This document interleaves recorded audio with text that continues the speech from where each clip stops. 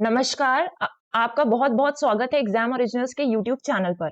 मैं हूं मेघना। आज है 10 जनवरी और हम डिस्कस करने वाले हैं आज के सारे इंपॉर्टेंट करंट अफेयर्स, जो भी चीजें न्यूज में रही हैं और उससे रिलेटेबल थ्योरीज कौन सी हैं, प्रीवियस ईयर में उस न्यूज से किस तरीके के क्वेश्चंस पूछे जा रहे हैं। तो आपके करंट अफेयर्स वाले सेक्शन के लिए एग्जाम पॉइंट ऑफ व्यू से आपका क्या अप्रोच होने वाला है, हम सारी चीजें देखेंगे। प्रीलिम्स के पॉइंट ऑफ व्यू से कौन से फैक्ट इंपॉर्टेंट है और मेंस के पर्सपेक्टिव से आपके लिए किस तरीके की चीजें इंपॉर्टेंट है, वो सारी चीजें हम डिस्कस करेंगे। अब करंट अफेयर्स का जो पीडीएफ है वो आप डाउनलोड कर सकते हैं हमारे टेलीग्राम चैनल से। इसका लिंक आपको डिस्क्रिप्शन में मिल जाएगा।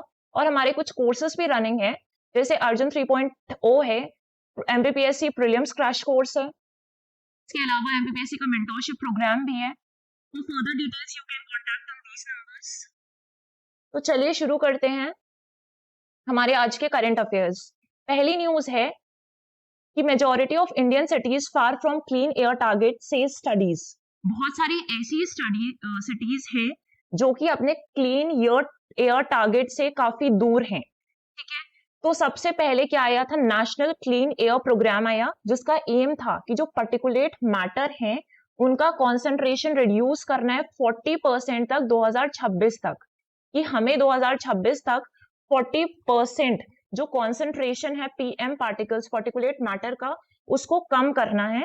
लेकिन अभी इस न्यूज में क्या आया है कि बहुत सारी ऐसी सिटीज हैं जो अपने इस टारगेट से काफी दूर हैं। 49 सिटीज थी जिसका पार्टिकुलेट मैटर नंबर्स वो कंसिस्टेंटली अवेलेबल फॉर 5 इयर्स हमने देखा, तो उसमें से सिर्फ 27 ऐसी सिटीज हैं जिसमें पीएम 2.5 के पार्टिकल्स पर डिक्लाइन आया है, और सिर्फ 4 ही ऐसी सिटीज हैं जिसने मेट किया है इस टारगेट को, है ना। तो बहुत कम ऐसी सिटीज हैं जो एक्चुअली में इसको पूरा कर पाई हैं। जैसे अगर हम देखेंगे दिल्ली का एग्जांपल, तो वहां पर पीएम 2.5 का लेवल सिर्फ कितना कम हुआ है, 5.9%, मींस लगभग 6% ही कम हुआ है। इसके अलावा जो नवी मुंबई है वहां पे 46% का राइज देखा गया है पीएम 2.5 के लेवल्स पर। तो हम समझ लेते हैं कि यहाँ पर जो पीएम 10, दो पार्टिकल्स के नाम आपने हमेशा पॉल्यूशन में पढ़े होंगे कि एक पीएम 10 होता है और दूसरा होता है पीएम 2.5 पार्टिकुलेट मैटर, जिसको हम कणिका तत्व कहते हैं। तो ये टाइप्स ऑफ पार्टिकुलेट मैटर हैं। अब जो पीएम है एक्चुअली में वो पार्टिकुलेट मैटर के लिए यूज किया जाता है जो कि आपके हवा या पानी पे सस्पेंडेड रहते हैं। अगर आप पीएम 10 देखेंगे तो ये ऐसे पार्टिकल्स हैं जिनका डायमीटर 10 माइक्रोमीटर या उससे कम होता है, इसलिए हम इसको क्या बोलते हैं, पीएम 10 बोलते हैं। और जो पीएम 2.5 है, ऐसे पार्टिकल्स हैं जिनका डायमीटर 2.5 माइक्रोमीटर्स या उससे कम रहता है। तो हम ये बोल सकते हैं कि जो पीएम 2.5 है it is a subset of PM 10। PM 10 का ये क्या है, सबसेट है ना, इसमें ही आ जाता है।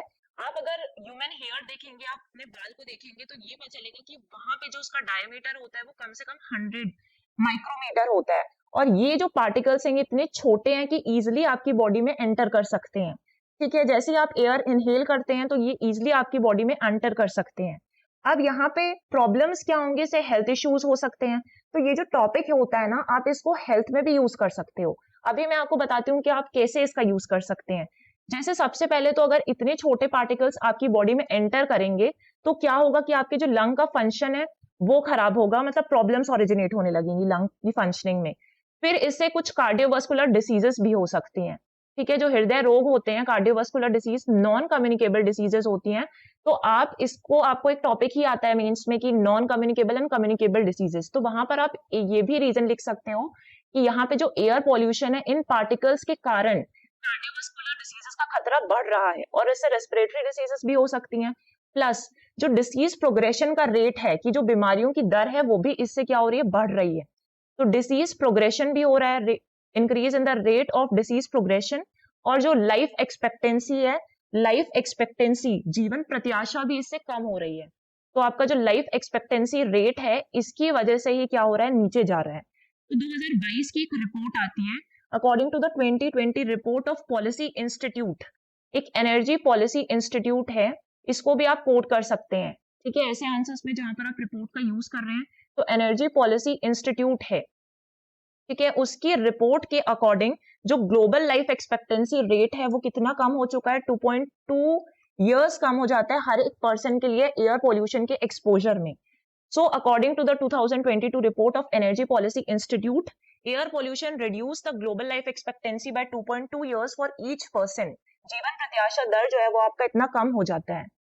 फिर मूव करते हैं नेक्स्ट न्यूज पर। तो जो नेक्स्ट न्यूज है वो है मालदीव्स और इंडिया की कंट्रोवर्सी के बारे में। थोड़ा सा हम इसको इकोनॉमी पॉइंट ऑफ व्यू से समझ लेते हैं कि वो कंट्रोवर्सी हमारे लिए इंपॉर्टेंट नहीं है, बट इकोनॉमी के पर्सपेक्टिव से ये चीज कैसे इंपॉर्टेंट है। तो अभी रिसेंटली आपने देखा होगा कि जो प्राइम मिनिस्टर मोदी जी हैं वो कहाँ पर जाते हैं, लक्षद्वीप जाते हैं, और उन्होंने अपने ट्रिप के और एडवेंचरस एक्टिविटीज के कुछ फोटोज सोशल मीडिया पे पोस्ट किए। ठीक है, अब सेवरल यूजर्स इस पर रिस्पॉन्ड करते हैं कि जो मालदीव्स का लोकेशन है ना वो इंडियन ओशियन में लक्षद्वीप के काफी पास है, तो दोनों जो हैं वो दोनों आइलैंड्स एक जैसे ही दिखते हैं, ऐसा सोशल मीडिया यूजर्स ने कहा। लेकिन इसके रिस्पॉन्स में जो मालदीव्स के 3 डेप्यूटी मिनिस्टर्स हैं वो कुछ डिस्पैरेजिंग रिमार्क्स देते हैं मोदी जी के अगेंस्ट। अब ये चीज ऑब्वियसली बहुत गलत है इंडिया के पर्सपेक्टिव से, तो इंडिया के पर्सपेक्टिव से काफी गलत है, और मालदीवियन गवर्नमेंट ने इसके अगेंस्ट एक्शन भी लिया और उन्होंने अपने तीनों डेप्यूटी मिनिस्टर्स को सस्पेंड कर दिया। तो उन्होंने इस चीज के पीछे अपने मिनिस्टर्स को क्यों सस्पेंड किया, ये एक क्वेश्चन आ जाता है। क्यों है, क्योंकि जो मालदीव्स का जीडीपी है उसमें 20% जो कंट्रीब्यूशन है ना वहां की इकोनॉमी में, वो कहां से आता है, टूरिज्म से ही आता है। और पिछले 3 कॉन्जिक्यूटिव ईयर से जो इंडिया है वो सबसे ज्यादा कंट्रीब्यूशन दे रहा है मालदीव्स की इकोनॉमी में। तो अब ये काफी इंपॉर्टेंट है इंडिया मालदीव्स की इकोनॉमी के लिए, इसलिए मालदीव गवर्नमेंट ने ऐसा स्टेप उठाया है। ठीक है, अगर आप देखेंगे कि जो मालदीव्स की इकोनॉमी है वहां पर 1980s में ना सिर्फ 13% कॉन्ट्रीब्यूशन टूरिज्म से आ रहा था इकोनॉमी का, बट अब वो चीज बढ़ के कितनी हो गई है, 20%। जबकि अगर हम इंडिया की बात करें तो इंडिया में जो टूरिज्म का कंट्रीब्यूशन है ना इंडियन इकोनॉमी में वो सिर्फ 5 से 6% है। तो आप समझ सकते हैं कि यहाँ पे ये एक सोल फैक्टर पे कितनी ज्यादा डिपेंडेंट है मालदीव्स की इकोनॉमी। और पिछले कुछ सालों में 487% राइज देखा गया है इसमें जीडीपी के कंट्रीब्यूशन में, है ना। तो अभी रिसेंटली क्या हुआ था कि जो एशियन डेवलपमेंट बैंक है उसने भी मालदीव इकोनॉमी को एक वार्निंग दी थी, या फिर उसकी एक कंसर्न दिखाया था कि जो मालदीव्स की इकोनॉमी है उसको अपनी इकोनॉमी का डाइवर्सिफिकेशन करना चाहिए। मीन सिर्फ आप टूरिज्म पे इतना ज्यादा डिपेंडेंट होगी अगर आपकी इकोनॉमी, और ऑब्वियसली देशों के बीच में बार बार किसी ना किसी इश्यूज पर लड़ाई हो जाती है, तो अगर ऐसे टाइम पर इंडिया बॉयकॉट करने लगता है कि मालदीव्स पे टूरिस्ट नहीं जाएंगे, जैसा कि अभी सेलिब्रिटीज ने भी लोगों से अर्ज किया कि वो जो इंडियन टूरिस्ट डेस्टिनेशन है उसको एक्सप्लोर करने की कोशिश करें, कुछ लोगों ने अपनी मालदीव्स की ट्रिप भी कैंसिल की है इसके अगेंस्ट। तो अगर कोई इकोनॉमी सिर्फ एक ही फैक्टर पे इतनी ज्यादा डिपेंडेंट हो जाती है, एक ही सोर्स से उसकी अर्निंग होती है, तो ऑब्वियसली फ्यूचर में इस पे क्राइसिस हो सकते हैं, इकोनॉमिक क्राइसिस मालदीव्स को यहाँ पर फेस करने पड़ सकते हैं। तो ये सारी चीज थी कि टूरिज्म इकोनॉमी के लिए किस तरीके से इंपॉर्टेंट है, ये देखा हमने। अब लोकेशंस आपको ध्यान में रखनी है कि जो लक्षद्वीप आइलैंड है वो इंडिया का पार्ट है और यहाँ पे लोकेटेड है, और इसका कंपैरिजन किससे किया, यहाँ इस मालदीव्स वाले आइलैंड से किया। तो यहाँ पे ही इंडियन ओशन पे ये दोनों ही आइलैंड सिचुएटेड है। ठीक है, फिर मूव करते हैं नेक्स्ट न्यूज पर। तो world came close to the critical 1.5 degree celsius limit in 2023। जो 2023 है उसको अभी तक का सबसे गर्म साल माना गया है। The year 2023 was the hottest on record with the increase in earth surface temperature nearly the critical threshold of 1.5 degree Celsius। ठीक है, ऐसा यूरोपियन यूनियन के क्लाइमेट में मॉनिटर किया गया कि अभी 1.5 डिग्री के काफी करीब पहुंच चुके हैं हम, जो वार्निंग हमारे लिए है 1.48 डिग्री राइज हो चुका है। और इससे क्या होगा कि क्लाइमेट चेंज की वजह से हमारे यहाँ पर इंटेंसिफिकेशन देखने मिला हीट वेव्स का, ड्रॉट्स अकर हुई, वाइल्ड फायर्स होती हैं, सूखा पड़ जाना, या फिर फायर्स बहुत ज्यादा होने लगी हैं। तो ये सारे जो हैं क्लाइमेट के क्राइसिस देखने को मिल रहे हैं, टेम्परेचर जितना ज्यादा बढ़ेगा। अब एक्चुअली में ये सारी चीजें कैसे रिलेटेड है हमारे लिए, आपने तो पेरिस क्लाइमेट एग्रीमेंट, पहले तो आपको चीज याद रखनी है कि किससे जुड़ा हुआ है, क्लाइमेट चेंज से जुड़ा हुआ है। ठीक है, क्लाइमेट चेंज से जुड़ा हुआ है, या फिर हम इसको बोलते हैं जलवायु परिवर्तन। तो ये जो पेरिस एग्रीमेंट है इट इज रिलेटेड विथ जलवायु परिवर्तन। ठीक, और ये एक लीगली बाइंडिंग एग्रीमेंट है सभी देशों पर। वो ऐसा नहीं है कि उनकी मर्जी है, वो करना है साइन तो करें, नहीं, उन्हें करना ही पड़ेगा। और ये किसके अंदर आता है, United Nations framework convention on climate change, संयुक्त राष्ट्र फ्रेमवर्क कन्वेंशन के तहत, है ना। ये आता है, ये कब किया गया था? UNFCCC का जो COP21 means conference of parties है ना, हर साल एक कॉन्फ्रेंस होता है। तो अभी जो रिसेंट हुआ था, आपने देखा होगा COP28 हुआ था, तो वो कहां पर हुआ था? UAE में हुआ था। तो ऐसा हर साल होता है, ये मीटिंग होती है इनकी एनुअल मीटिंग, और फिर उस पे क्लाइमेट से रिलेटेड कुछ डिसीजंस लिए जाते हैं। तो ये जो पेरिस क्लाइमेट एग्रीमेंट है 2015 पे अडॉप्ट किया गया था। अब इसका गोल क्या है? इसका एम है कि जो ग्लोबल वार्मिंग है उसको लिमिट करना है, 2.2 डिग्री सेल्सियस के नीचे रखना है, अबव प्री इंडस्ट्रियल लेवल्स। इससे ज्यादा नहीं बढ़ना चाहिए जो टेम्परेचर, ग्लोबल टेम्परेचर है। और लिमिट वार्मिंग कितनी है? 1.5 डिग्री सेल्सियस, ये डिग्री है, ओके, वो नहीं है, 1.5 डिग्री सेल्सियस है ना। The Paris agreement sets out a framework for countries to work together to reduce greenhouse gas emissions करने हैं उनको, क्लाइमेट चेंज से जुड़ी चीजें अडॉप्ट कर रही है कि वो उसके अगेंस्ट एक्शन ले, और सपोर्ट देना है डेवलपिंग कंट्रीज, जो ऐसे देश जो अभी तक विकसित नहीं हुए हैं उनको सपोर्ट भी करना है फाइनेंशियली, कि अपने टारगेट्स को वो क्या कर सके, अपने टारगेट्स को अचीव कर सकें, जो क्लाइमेट चेंज से रिलेटेड उन्होंने टारगेट सेट किए उनको अचीव कर सके। अब यहाँ पर आपको हिंदी में भी चीजें दी है, एक पॉइंट यहाँ पर दिया हुआ है। तो मूव करते हैं हमारी नेक्स्ट न्यूज की तरफ। नेक्स्ट न्यूज है पीएम किसान सम्मान निधि के बारे में। इस स्कीम का नाम आपने बहुत अच्छे से सुना होगा, कि यहाँ पर ये अनाउंसमेंट की गई है कि अब जो इंटरिम बजट आएगा, अभी क्या होने वाला है, लोकसभा के इलेक्शंस होने वाले हैं, लोकसभा इलेक्शंस होने वाले हैं, और उसमें उसकी वजह से इस बार अभी फुल बजट नहीं आएगा। मीनवाइल जो है, क्योंकि फाइनल बजट कब आएगा जो आपका फुल बजट है? जब इलेक्शंस हो जाएंगे। तो उसके पहले जिस साल भी इलेक्शंस होते हैं, अगर उसके पहले इंटरिम बजट आ जाता है कि मीनवाइल जो भी बजट बनाया जा रहा है वो अभी के लिए तो रहे, तो इसलिए इस पे अनाउंस किया जाएगा कि जो 6,000 रुपए दिया जाता है पीएम किसान सम्मान निधि के तहत, अब वो महिला किसानों के लिए बढ़ाकर 12,000 रुपए करने की तैयारी है। ठीक है, अभी तक इसमें सिर्फ कितना मिलता है? 6,000 मिलता है। ठीक, आपको 3 इंस्टॉलमेंट में फार्मर्स को दिया जाता है ये पैसा, है ना, हर 4-4 महीने में। बट अब ये विमेन फार्मर्स को कितना मिलने लगेगा? 12,000 मिलेगा, ऐसा बोला गया। इसके साथ ही साथ बोला गया है कि जो आर्थिक रूप से वंचित महिलाएं हैं उनके लिए कैश ट्रांसफर स्कीम भी स्टार्ट की जाएगी, है ना। 21 वर्ष से अधिक उम्र की उन महिलाओं के लिए कैश ट्रांसफर स्कीम लाई जाएगी जिन्हें अभी तक गवर्नमेंट की और किसी स्कीम से कोई बेनिफिट नहीं मिल रहा है। ठीक, अब यहाँ पे ये पॉलिटिकली इंपॉर्टेंट है, क्योंकि अभी देखा गया रिसेंटली मध्य प्रदेश में कि जैसी लाडली बहना योजना आती है, तो उसके वजह से जो विमेन वोटर्स है उनका टर्नआउट रेट बढ़ जाता है। तो यहाँ पर भी ऐसा ही टारगेट किया जा रहा है कि अगले लोकसभा इलेक्शंस में आकर्षित करना है कि उनका जो कंट्रीब्यूशन है वोटिंग में वो बढ़े। इन सब के लिए स्टेप्स लिए जा रहे हैं, लेकिन हमारे लिए वो सारी चीजें इंपॉर्टेंट नहीं है, हमें सब स्कीम्स पर ध्यान रखना है। ठीक है, मनरेगा के लिए रिलेटेड भी कुछ चीजें स्टेप्स लिए जाएंगे, क्योंकि उसमें भी वुमेन का कंट्रीब्यूशन लगभग 60% है, तो उसके लिए भी कुछ स्टेप्स लिए जाएंगे, ऐसा बोला गया है। हमारे लिए इंपॉर्टेंट हो जाता है कि जो पीएम किसान सम्मान निधि है, पीएम किसान जिसे शॉर्टली कहा जाता है, कब लॉन्च हुआ था? तो ये लॉन्च हुआ था 24 फरवरी 2019 को लॉन्च हुआ था, 24 Feb 2019। ईयर काफी इंपॉर्टेंट है क्योंकि गवर्नमेंट की बहुत बड़ी स्कीम है, और ये क्या है? एक सेंट्रल सेक्टर स्कीम है, मीन्स यहाँ पे जो फंडिंग आ रही है पूरी तरीके से गवर्नमेंट की आ रही है। इसके बाद से जो स्टेट गवर्नमेंट है वो भी अपना कंट्रीब्यूशन दे सकती है अगर उन्हें अलग से कोई स्कीम चालू करनी है।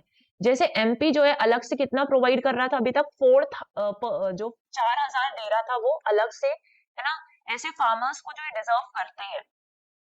ठीक, तो सेंट्रल गवर्नमेंट यहाँ पे 6,000 दे रही थी, और एमपी गवर्नमेंट अभी तक कितना दे रही थी? 4,000 रुपए देती है।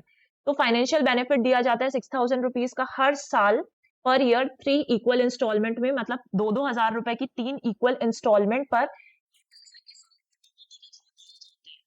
ठीक, ये आपके लिए इंपॉर्टेंट है कि किसान सम्मान निधि एक्चुअली में है क्या। फिर अगर हम देखेंगे तो यहाँ पर जो गेब्रियल हैं, गेब्रियल अटल इनका नाम है, और ये जो है फ्रांस के प्राइम मिनिस्टर बने अभी। ठीक है, फ्रांस के प्राइम मिनिस्टर बने, इसलिए इंपॉर्टेंट पर्सनालिटीज पे क्वेश्चन आते हैं। तो ऐसा पूछ लिया जाता है कि यहाँ के प्राइम मिनिस्टर रिसेंटली कौन बना है, फिर आपको 4 ऑप्शंस दे दी जाएंगे, आपको नाम बताने होते हैं। तो इसलिए आपको ये चीज ध्यान में रखनी है कि अभी फ्रांस के नए प्राइम मिनिस्टर कौन बने हैं। फिर इसमें और कुछ नहीं है। बाकी एक चीज है यहाँ पर नेक्स्ट न्यूज पर, कि जो गुजरात है वहां पर ओलंपिक्स 2036 के जो ओलंपिक्स हैं वो गुजरात में होने वाले हैं, तो उसकी तैयारी अभी से शुरू कर दी गई है, और यहाँ पे इंफ्रास्ट्रक्चर डेवलप किया जा रहा है। ओलंपिक्स के लिए इंफ्रास्ट्रक्चर डेवलप किया जा रहा है, है ना। ये सारी चीजें बस याद रखनी है आपको कि यहाँ पर जो आपका मोटेरा स्टेडियम है उसके पास ही बनाया जाएगा ये कॉम्प्लेक्स जो है ओलंपिक के लिए, जो 2036 पे होने वाले इंडिया पे और गुजरात पे होंगे वो ओलंपिक्स। फिर आते हैं नेक्स्ट न्यूज पर। यहाँ पर भी क्या हुआ है, जो सिंहस्थ होने वाला है, सिंहस्थ का मेला जो लगता है उज्जैन पे शिप्रा नदी के किनारे, वो अब कब होने वाला है 2028 पे, और लास्ट कब हुआ था 2016 पर हुआ था। तो हर 12 साल पे ये ऑर्गेनाइज किया जाता है। तो अब जो 2028 पे होने वाला है उसकी तैयारी अभी से शुरू कर दी है। तो अलग अलग इसके लिए मीटिंग्स हो रही हैं और सारी चीजें कि यहाँ पर अलग अलग चीजों का रेनोवेशन कर रहे हैं, जो भी रोड्स हैं या फिर टेम्पल्स हैं, जो जहाँ यहाँ पे ब्रिजेस बने हुए हैं उन सब के लिए कि किस तरीके से हम रिवर्स को मैनेज करेंगे और इस डेट के पहले खत्म करना है। ठीक है, नेक्स्ट न्यूज पर आते हैं कि जो हलाली डैम है आपका, हलाली डैम में शंख सिप्पी जैसे भोजन के लिए प्रवासी पक्षियों ने डाला डेरा। अब यहाँ पे ये तो है कि माइग्रेटरी बर्ड्स यहाँ पर आए हैं, लेकिन जो आपका हलाली डैम है या हलाली प्रोजेक्ट है वो आपके लिए इंपॉर्टेंट है। अब ये जो हलाली रिवर है ना, एक्चुअली में किसकी ट्रिब्यूटरी है, तो ये बेतवा की ट्रिब्यूटरी है। बेतवा रिवर जो कि रायसेन से ओरिजिनेट होती है, इसकी ट्रिब्यूटरी है। ठीक है, और ये डैम जो है इसको हम क्या बोलते हैं, Halali project is also known as Samrat Ashok Sagar project भी कहा जाता है। इसकी जो बेनिफिशियरी डिस्ट्रिक्ट है वो रायसेन भी है और विदिशा भी है। तो ये दोनों इसके बेनिफिशियरी डिस्ट्रिक्ट है। आपको यही ध्यान में रखना है कि इसको ऑल्टरनेटिव नेम क्या है, कभी कभी ऑल्टरनेटिव नेम से भी क्वेश्चंस पूछ लिए जाते हैं। फिर आपको ध्यान रखना है कि कौन सी नदी पे बना है प्रोजेक्ट, और कौन सी नदी पे प्रोजेक्ट बना है, और इसके जो बेनिफिशियरी डिस्ट्रिक्ट्स हैं वो कौन कौन से हैं। ठीक, ये हो गया आपके लिए। फिर आते हैं नेक्स्ट न्यूज पर। तो यहाँ पे रणजी ट्रॉफी में दिल्ली के खिलाफ पुदुचेरी की ओर से 10 विकेट लेकर टीम को जिताया है और प्लेयर ऑफ द मैच भी बने हैं। कौन बना है, गौरव यादव। तो गौरव यादव जिन्होंने पुदुचेरी की तरफ से खेला था रणजी ट्रॉफी में, वो मध्य प्रदेश को छोड़कर वो पुदुचेरी से खेल रहे हैं। ठीक है, तो गौरव यादव इंपॉर्टेंट है कि वो क्रिकेट से रिलेटेड है, क्रिकेटर है एक, और ये कहाँ के हैं, नर्मदापुरम से बिलोंग करते हैं। ठीक है, तो ये आपको इंपॉर्टेंट है क्योंकि कोई भी क्रिकेटर है या फिर कोई भी स्पोर्ट्स से जो भी पर्सन रिलेटेड है वो कौन से स्पोर्ट्स से रिलेटेड है, प्लस उसका जो डिस्ट्रिक्ट है वो कौन से डिस्ट्रिक्ट से बिलोंग करता है, इस तरीके के क्वेश्चंस आपके आते हैं एग्जाम में। ठीक है, नेक्स्ट है कि president Murmu present sports awards at a glittering ceremony. अभी जो हमारा स्पोर्ट्स सेरेमनी हुई है, नेशनल स्पोर्ट्स अवार्ड का डिस्ट्रीब्यूशन हुआ है जिसमें, तो वो किसके द्वारा किया गया है, प्रेसिडेंट द्रौपदी मुर्मू के द्वारा किया गया है। अब हम जानते हैं कुछ इंपॉर्टेंट चीजें कि कौन कौन से अवार्ड्स दिए गए हैं और उन अवार्ड्स के रिलेटेड आपके लिए कौन सी चीजें इंपॉर्टेंट है। तो जैसे कि आपको पता है खेल रत्न अवार्ड का नाम आपने सुना होगा। खेल रत्न अवार्ड जिसको ऑफिशियली क्या कहा जाता है, मेजर ध्यानचंद्र खेल रत्न अवार्ड कहा जाता है।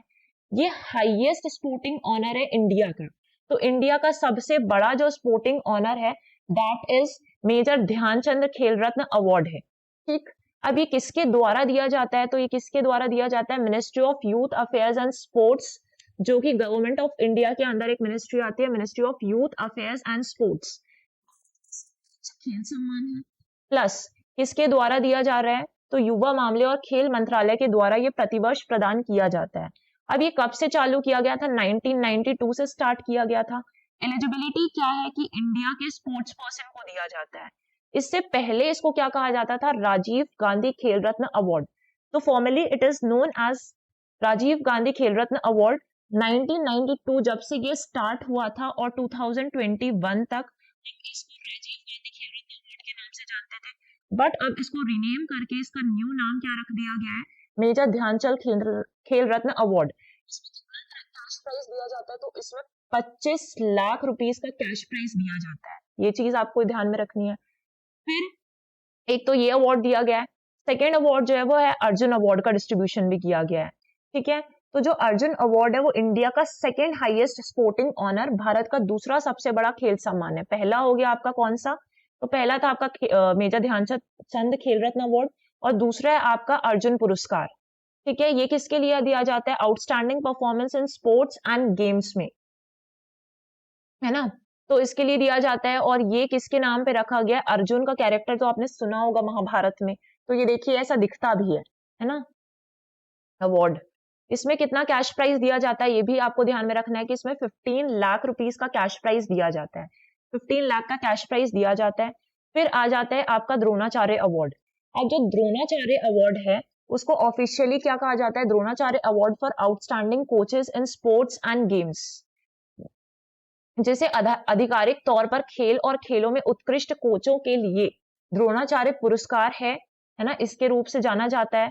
और ये एक स्पोर्ट्स कोचिंग ऑनर है, तो ये जो लोग स्पोर्ट्स खेल रहे हैं उनसे रिलेटेड नहीं है, बल्कि स्पोर्ट्स के कोचेस से रिलेटेड है। पहली बार ये दिया गया था 1985 पे, और इसमें कितना कैश प्राइज दिया जाता है? 15 लाख रुपीस का। तो जो आपका ध्यानचंद अवार्ड है उसमें 25 लाख रुपीस का था। बाकी जो आपके अर्जुन अवार्ड और द्रोणाचार्य अवार्ड है उसमें 15 लाख रुपीस का कैश प्राइज दिया जाता है। और पहली बार ये अवार्ड किया गया था 1985 से शुरुआत इसकी की गई है। अब हम देखते हैं कि जो इंपॉर्टेंट स्पोर्ट्स पर्सनालिटीज हैं जिनको ये अवार्ड मिले हैं, तो कुछ बहुत सारे लोगों को मिले हैं, सारी चीजें हमें फिर भी नहीं ध्यान में रखनी है, लेकिन आपको कुछ कुछ जो बहुत फेमस उनके बारे में पता होना चाहिए। तो जैसे मोहम्मद शमी जो कि क्रिकेटर हैं, इन्होंने ओडीआई में वनडे इंटरनेशनल वर्ल्ड कप में काफी अच्छा प्रदर्शन दिया है और उन्होंने 24 विकेट लिए 7 गेम्स में, तो इसलिए इनको अर्जुन अवार्ड दिया गया है। नेक्स्ट है chess grand master R Vaishali, है ना। आर वैशाली जो है वो 3rd इंडियन विमेन बनी है जिन्होंने अचीव किया ग्रैंड मास्टर का title. So R Vaishali became the 3rd Indian women to achieve the grand master title. किसके बाद? पहली है कोनेरू हम्पी को इससे पहले ग्रैंड मास्टर टाइटल मिल चुका है, और द्रोणावली हरिका को मिल चुका है। अब जो आर वैशाली है वो 3rd नंबर पर आती है, 3rd इंडियन विमेन है जिनको ये टाइटल मिला है, तो इनको भी अर्जुन अवार्ड दिया गया। ऐसी पिक्चर्स मैंने यूज किए हैं ताकि आपको याद रहे कि प्रेसिडेंट के द्वारा दिया जाता है और कुछ इस तरीके का दिखता है, ठीक है। तो आपको ये और जो भी स्पोर्ट्स पर्सन है उनकी पिक्चर्स भी याद हो जाएगी कि ऐसे दिखते हैं वो, मतलब ये है एक्चुअली में पता होगा आपको। फिर पैरा आर्कर है शीतल देवी, ये फर्स्ट इंटरनेशनल पैरा आर्कर बनी है विथआउट अपर लिम्स, तो ये काफी बड़ा अचीवमेंट है इनके लिए भी और हमारे देश के लिए भी कि इतना अच्छा परफॉर्मेंस इन्होंने दिया है। फिर शटलर्स में आप देखेंगे कि जो सात्विक साईराज है और चिराग शेट्टी हैं, इनको मेजर ध्यानचंद खेल रत्न अवार्ड मिला है। इन दोनों को क्या मिला है? Major Dhyanchand Khel Ratna award. Duo secured Indian first badminton gold at the Asian Games, इन दोनों ने क्या किया था? एक साथ खेला और इंडिया का फर्स्ट बैडमिंटन गोल्ड भी लेकर आए हैं एशियन गेम्स में, ठीक है। ये सारी लिस्ट है कि किनको कौन कौन से अवार्ड्स मिले हैं और किस स्पोर्ट्स के लिए मिले हैं वो भी है। ये जो येलो से हाईलाइट किया हुआ है ये एमपी के हैं, इसलिए इंपॉर्टेंट है हमारे लिए, ठीक है। तो अभी इनके बारे में हम देखते हैं कि ये जो येलो से हाईलाइटेड लोग हैं वो एमपी से बिलोंग करते हैं और इनको अवार्ड्स दिए गए हैं, ठीक है। ऐश्वर्या समेत मध्य प्रदेश से 3 खिलाड़ियों को अर्जुन अवार्ड से सम्मानित किया गया है, ये देखना है आपको। तो अब कौन कौन से लोग हैं? अब देखिए हमेशा आपको प्रॉब्लम जाती है कि किसी भी एथलीट का नाम आपने पढ़ा है, आपको याद नहीं रहता है कि वो कौन से स्पोर्ट्स से रिलेटेड है, इसलिए ऐसी इमेजेस मैंने यूज की हैं ताकि आपको इन इमेजेस से याद रहे। Visualisation is very important part of learning, तो इसलिए आपको ये याद रहना चाहिए कि अगर हम प्राची यादव के बारे में पढ़ रहे हैं तो उनकी हमने ऐसी इमेज देखी थी, तो इसलिए प्राची यादव को अर्जुन अवार्ड मिला है। किस स्पोर्ट से मिला है? पैरा कैनोइंग से मिला, और ये कहाँ से बिलोंग करती है? ग्वालियर से बिलोंग करती है, ठीक है। Prachi Yadav receive the Arjun award and she is related with para canoeing से रिलेटेड है, एंड ये कहाँ से बिलोंग कर रही हैं? ग्वालियर से बिलोंग करती हैं। फिर दूसरे हैं ऐश्वर्य प्रताप सिंह, का नाम तो आप सभी जानते होंगे, ऐश्वर्य प्रताप सिंह। ऐश्वर्य प्रताप सिंह को भी अर्जुन अवार्ड मिला है, ये शूटिंग से रिलेटेड है, तो शूटिंग देखकर आपको याद रहेगा शूटिंग से रिलेटेड, और ये कहाँ से बिलोंग करते हैं? तो खरगोन से बिलोंग करते हैं, ठीक है। ये दोनों हो गए। नेक्स्ट है हमारी सुशीला छानू, तो सुशीला छानू को भी क्या मिला है? अर्जुन अवार्ड से मिला है। अर्जुन अवार्ड मिला हुआ है कि स्पोर्ट्स से रिलेटेड है, ये हॉकी से रिलेटेड है ना। और ये एमपी से नहीं है, ये कहाँ से है? मणिपुर से है, लेकिन ये एमपी की तरफ से खेलती हैं, है ना, एमपी की तरफ से खेलती हैं। इसलिए 2 चीजें और आपको याद रखना है कि जो एमपी में मैंस हॉकी अकेडमी है वो कहाँ पर सिचुएटेड है? मैंस हॉकी अकेडमी जो है वो कहाँ पे सिचुएटेड है? तो ये सिचुएटेड है आपकी भोपाल पे सिचुएटेड है, ठीक है। ये कहाँ पर सिचुएटेड है? भोपाल पे सिचुएटेड है। और कब स्टार्ट की गई थी? 2007 में शुरू की गई थी, मतलब तब से ये स्टार्ट की गई है। फिर अगर हम देखें इसी में विमेंस की हॉकी एकेडमी के बारे में पूछा जाता है, तो जो विमेंस हॉकी एकेडमी है वो भोपाल में नहीं है बल्कि ग्वालियर में है ना, ग्वालियर में। और ये कब शुरू की गई थी? ये 2006 में इसका स्टैब्लिशमेंट हुआ था। तो पहले विमेंस हॉकी एकेडमी बनी ग्वालियर पर और फिर बनता है 2007 में एमपी मेंस हॉकी एकेडमी, जो कि कहाँ पे सिचुएटेड है, भोपाल पर। इसके बाद देखेंगे जो शिवेंद्र सिंह है उनको द्रोणाचार्य अवार्ड दिया गया है। तो द्रोणाचार्य जो अवार्ड है वो किससे रिलेटेड है, वो है आपका स्पोर्ट्स कोचेस से रिलेटेड है। ठीक है, ये कौन से स्पोर्ट्स से जुड़े हुए हैं, तो हॉकी के कोच है ये, और कौन से डिस्ट्रिक्ट से बिलोंग करते हैं, तो ये बिलोंग करते हैं ग्वालियर से। तो 3 प्लेयर्स को क्या मिला है, 3 लोगों को मिला है अर्जुन अवार्ड, सुशीला छानू, ऐश्वर्य प्रताप सिंह और प्राची यादव। इनके स्पोर्ट्स आपको ध्यान में रखने हैं और कौन सी डिस्ट्रिक्ट से बिलोंग करते हैं। प्लस शिवेंद्र सिंह को द्रोणाचार्य अवार्ड मिला और वो हॉकी से रिलेटेड है, ये भी चीज आपको ध्यान पे रखनी है। ठीक है, तो इस तरीके के क्वेश्चंस आपसे पूछे जाते हैं, जो भी स्पोर्ट्स से रिलेटेड क्वेश्चंस हैं वो आपसे प्रीवियस ईयर में पूछे गए हैं। तो आपको काफी अच्छे से पढ़ने होते हैं स्पोर्ट्स के क्वेश्चन कि कौन सा प्लेयर कहाँ से रिलेटेड है, कौन से स्पोर्ट्स से रिलेटेड है। ठीक है, तो 2023 में क्वेश्चन पूछा गया कि कौन सा प्लेयर है जिसको मेजर ध्यानचंद्र खेल रत्न अवार्ड दिया गया था 2022 में। तो इसमें मनिका बत्रा है, कमलेश मेहता, सात्यान जनेशकरण है या फिर शरद कमल। ठीक है, इसका आंसर शरद कमल था। इसके बाद से दूसरा पूछा गया कि which of the following players were part of the Indian women's hockey team in Tokyo Olympics. Tokyo Olympics 2020 वाले जो टोक्यो ओलंपिक्स थे वो, उसमें इंडिया की विमेन्स हॉकी टीम में इनमें से कौन सी विमेन हॉकी प्लेयर्स ने पार्टिसिपेट किया था, वो इसका पार्ट थी। तो सुशीला छानू हो गया, अभी हमने देखा कि वो हॉकी से रिलेटेड है, तो ये तो कंफर्म है कि ये रही होंगी और वो खेलती भी है हॉकी टीम से।